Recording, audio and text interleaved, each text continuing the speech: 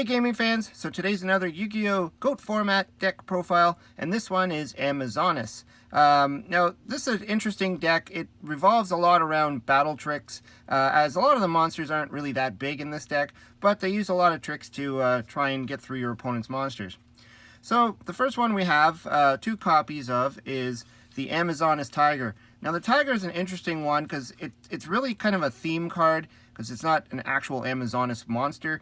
It's more of a supporter, and it's a beast, whereas all the other Amazonas are warriors. So you can only control 1 tiger on the field at a time. This is kind of similar to the Harpy's pet baby dragon thing. So you increase the attack of this monster by 400 points for each monster on your side of the field that includes Amazonas in his name or is named Amazon Archer, and as long as this card remains face up on the field, your opponent cannot select another monster in your side of the field as that includes Amazon or Amazon Archer as attack targets. So it really kind of deflects your opponent from attacking any other creatures but this one. So it's kind of neat, but it does have the drawback where you can only have the one on the field. I guess it's to prevent us kind of a lock or something. So the next one we have is Amazon Archer. This is an interesting one. I decided to only play 2 because it will come in handy, but you don't always need it. It's kind of like a cannon soldier effect, but you have to offer 2 monsters on your side of the field as a tribute to inflict 1200 damage to your opponent, and well, the rest of it's kind of weird. But so basically, you would use this with your scapegoats or something, or your opponent's monster if you can grab them, and you know, hopefully launch for some direct damage. And then we got 3 of the Amazonas Swordswoman. This is a fun one. Pretty much your opponent takes all battle damage this card's controller would take. So if your opponent rams into this with, say, a Blackluster Soldier, they're going to take the damage instead of you. So that's cool. And again, you could do some battle tricks with it. Then I put 2 of the Amazonas Chainmaster in here.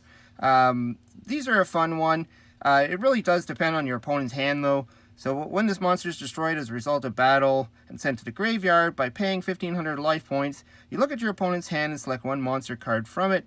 Add the selected card to your hand. So basically, it lets you know what's in your opponent's hand, and it could rip a monster out of their hand. So if they had, like, you know, a critical monster like BLS or something like that, you could steal it, or something good that you can actually use and summon to the field. So really good at, again, you know, learning your opponent's strategy too. Then we have the last of the Amazonas monsters is Amazonas Paladin. So that you increase the attack of this monster by 100 points for each monster on your side of the field that includes Amazonas in its card or Amazon Archer. So this is kind of your strongest one, and it can get bigger and bigger. So it starts off as 17, but then it boosts itself by 100 because I believe it does count itself. It doesn't say it won't. It just says for each Amazonas on the field, and she is an Amazonas. So right there, 1800 attack, and then any more you summon gets bigger. So because we're playing a warrior deck, we have some, you know, toolbox warriors to go in here. DD Assailant, DD Warrior Lady, and Exile Force, just to deal with problematic monsters. And you do play cards that can pull these things out of the deck, so why not? And then for added support, I threw in 2 giant rats, because when they get destroyed by battle, you get to special summon a not a warrior, but a earth monster with 1500 or less. So you can grab your Exile Force if you need it. You can grab most of your Amazonas up until Paladin. You cannot grab Paladin, but you can grab all the other Amazonas monsters. So, you know, pretty good, especially if you need to set up for an attack next turn. So that's the monsters. Now for the spells. So naturally, we're going to have 2 reinforcements of the army. No reason not to play it. It grabs any of your Amazon cards, pretty much, except for the Tiger, which is a beast. But it does grab your Archer if you do need it for your setup. It grabs your Amazonas Woman, your Chainmaster. So, you know, either one that you really need for that time. Warrior Returning Alive, just to return one of them back from the graveyard to your hand, especially cards like Exile Force, where you might want to pop a face-down monster. Then we got our typical cards. You got Pot of Greed, Graceful Charity, Snatch Deal, Premature. So those are your standard lineups. I didn't put Delinquent Duel in this. I know a lot of people do put it in every single deck, but I don't put it in every deck. It's just, you know, I like to sometimes go with on-theme cards or cards that are naturally just going to help the deck, but feel free to put it in there. Scapegoats is an interesting one, especially for cards like Amazon Archer, where you can tribute the goats to do a lot of damage. So pretty much you tribute 2 monsters to do 1,200 points of damage. So that's 2,400 damage right there, direct damage. So the scapegoats are fun. And also it'll stall out if you got a bad hand or whatever. But we also play 3 enemy controllers. As I said, this deck is a battle deck.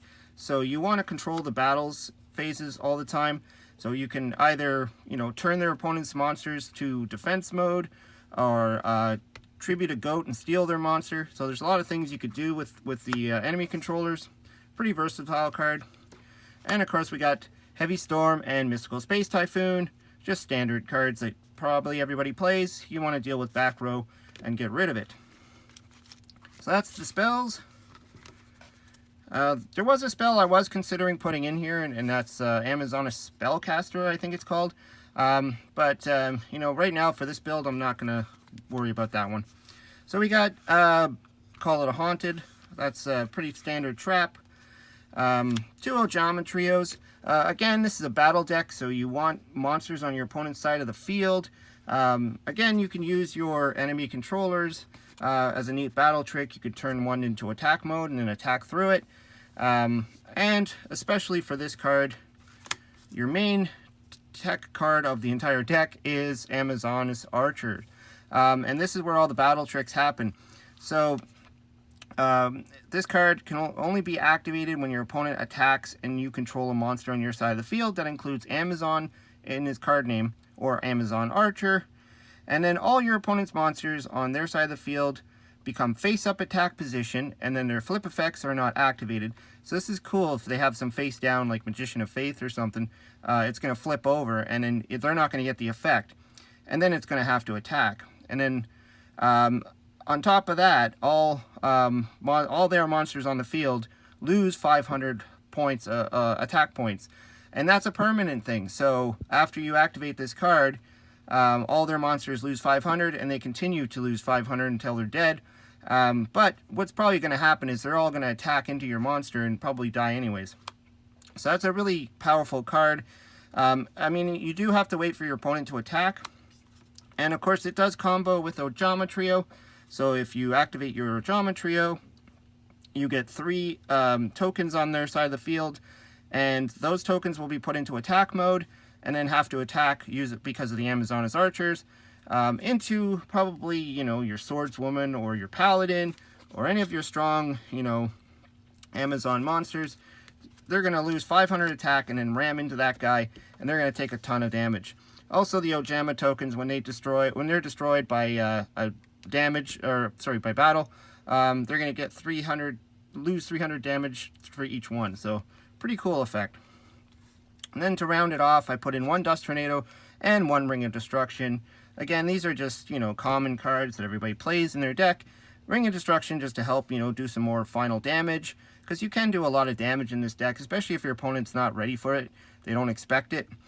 This is like your key card, so you want to make sure that your opponent doesn't realize you have that face down.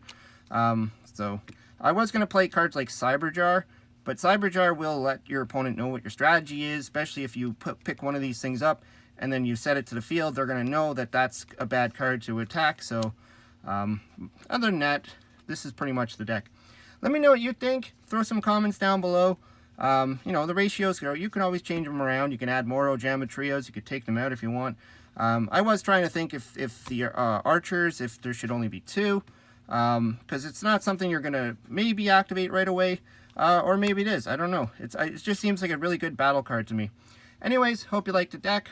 Let me know what you think down below. Hope you subscribe. Talk to you later.